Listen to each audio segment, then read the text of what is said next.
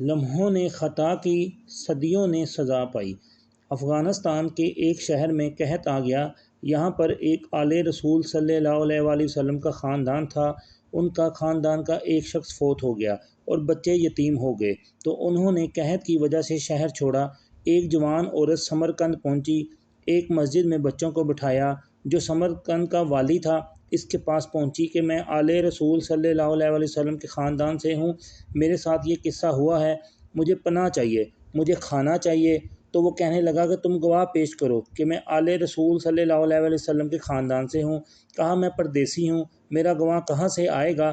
کہنے لگا ادھر ہر آدمی آلِ رسول کے خاندان کے دعوے کرتا پھرتا ہے، چلی جاؤ۔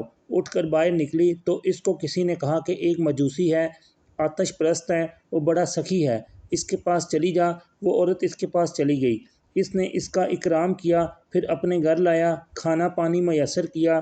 رات کو والی سمرقند نے خواب میں دیکھا کہ جنت میں اللہ کے نبی کریم صلی اللہ علیہ وآلہ وسلم کھڑے ہیں اور ایک بڑا عالی شان محل ہے۔ وہ کہتا ہے یا رسول اللہ، یہ محل کس کا ہے؟ آپ صلی اللہ علیہ وسلم نے فرمایا یہ ایک ایمان والے کا ہے۔ اس نے کہا یا رسول اللہ، میں بھی ایمان والا ہوں۔ آپ صلی اللہ علیہ وسلم نے فرمایا کہ اپنے ایمان پر گواہی پیش کرو۔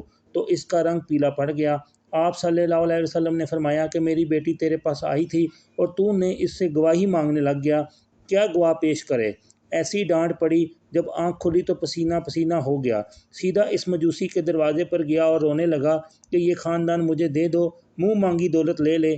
کہاں اب کہاں؟ یہ نعمت مجھے دی ہے، میں تمہیں کیسے دوں؟ تجھے پتہ ہے رات کو خواب دیکھ رہا تھا اور تجھے ڈانٹ پڑ رہی تھی اور مجھے عطا کیا جا رہا تھا۔ میں اب ایمان لا چکا ہوں، میں مسلمان ہو چکا ہوں۔ وہ محل تیرے نام سے کٹ کر میرے نام لگا دیا گیا ہے، میں یہ گھر تجھے کیسے دے دوں؟